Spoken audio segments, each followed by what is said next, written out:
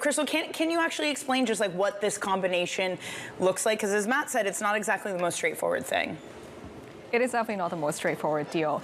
Just to think about it, is that Unilever is thinking about divesting its food business, and it's a business that does not belong, in their opinion, in the whole umbrella of Unilever. So in that regard, like, they are getting rid of a business, while that business is still massive. So they are still going to be delivered, the combined company will be delivering 20 billion in revenue. So just think about that.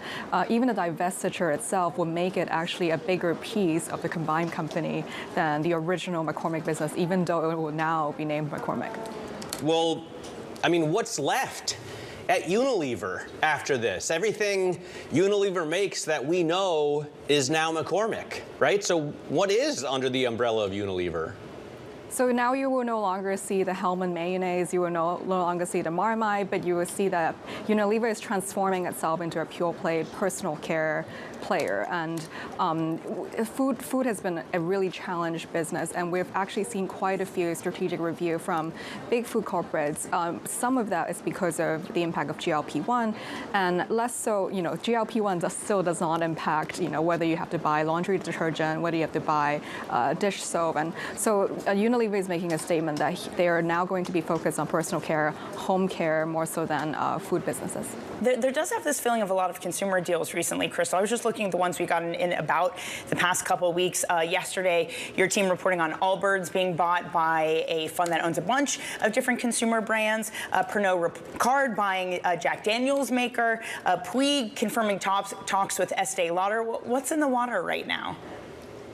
Yeah, I think consumer issues going through a pretty challenging period. And I think the really good way to think about it is how these deals are actually years in the making, if not almost a decade. And these companies have been thinking about how to get growth, how to buy growth. Some of them have done smaller deals in the form of tuck-in acquisition.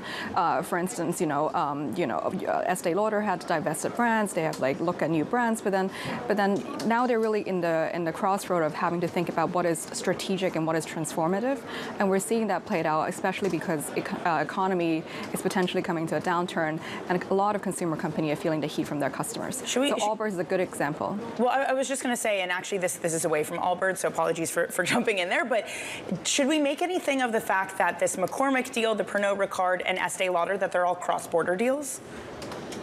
Yeah, I think there is an element of that. I think just globally, food tends to be a pretty global business, as well as apparel and all of those other consumer categories, because they're so brand-driven.